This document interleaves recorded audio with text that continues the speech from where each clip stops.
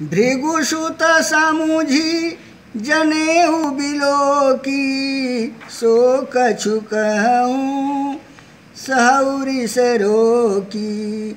सुरमही सुर हरिजन अरुगाई, हमरे कुल इन्हें पर न सुरा सुराई। तीसरे में बताया गया है कि भृगुवंशी समझकर और यज्ञोपवीत देखकर तो जो कुछ आप करते हैं उसे मैं उस क्रोध को रोककर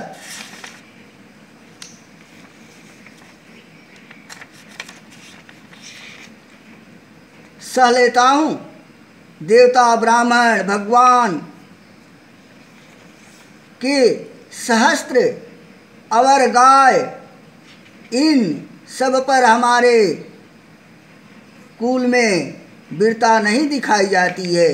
इस तरह की बात परशुराम से जो है लक्ष्मण ने कहा। चौथे चौपाई में बधे पापु अप कीरति हारे, मरत पापरिय तुम्हारे। कोटि कुली सम बचन तुम्हारा, व्यर्थ धरऊँ धनु बाण कुठारा। चौथे चौपाई में बताया गया है कि क्योंकि इन्हें मारने से पाप लगता है, ये बात जो है लक्ष्मण बता रहे हैं। और इन्हें हार जाने पर अपकृति होती है, इसलिए आप मारे तो आपके पैर ही पकड़ना चाहिए। आपके एक वचन ही करोड़ों ब्रजों के समान है। धनुष बाण कुठार तो आप व्यर्थ ही धारण करते हैं। दोहा जो बिलो की अनुचित कहेऊ, क्षमहु महामुनि धीर। सुनी सरोष भृगुवंश मणि, बोले गिरा गंभीर। इस दोहे में बताया गया है कि धनुष बाण और कुठार को देखकर मैंने कुछ अनुचित कहा तो उसे हे वीर महामुनि क्षमा कीजिए। यह सुनकर जो है भृगुवंश मुनि परशुराम जी क्रोध के सा गंभीर वाणी में जो है वह बोले।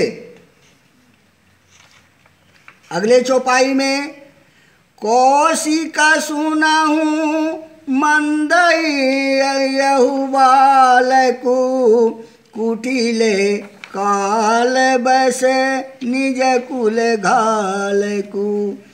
भानुवंश राकेश कलंको, निपट निरंकुश अबुदय शंकु।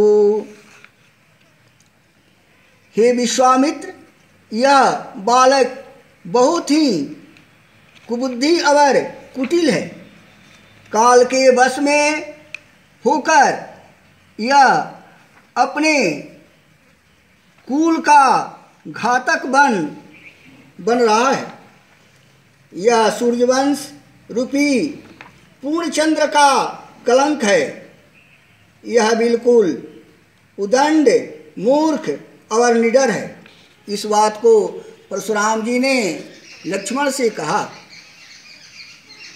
दूसरे चौपाई में काल कवलु हो ही छिन माही, कहूँ पुकारी खोरी मोहि नाही।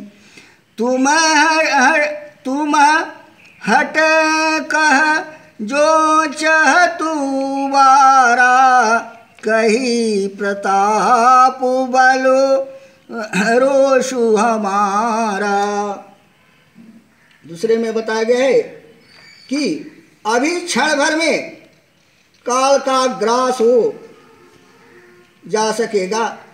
मैं पुकार कर कह देता हूँ, फिर मुझे दोष नहीं देना। यदि तुम इसे बचाना चाहते हो तो हमारा प्रताप, बल, क्रोध बतला कर इसे मना कर दो।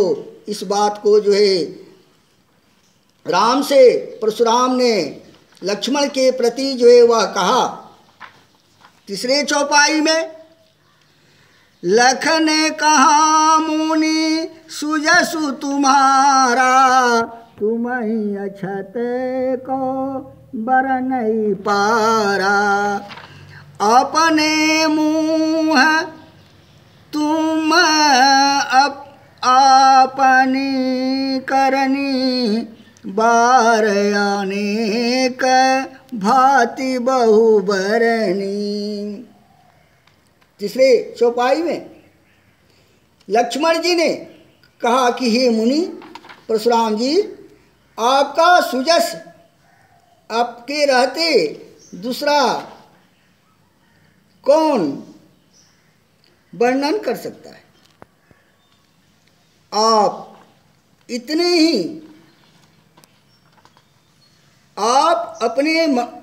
ही मुंह से अपनी जो है करनी, अपनी बड़ाई का वर्णन कर रहे हैं।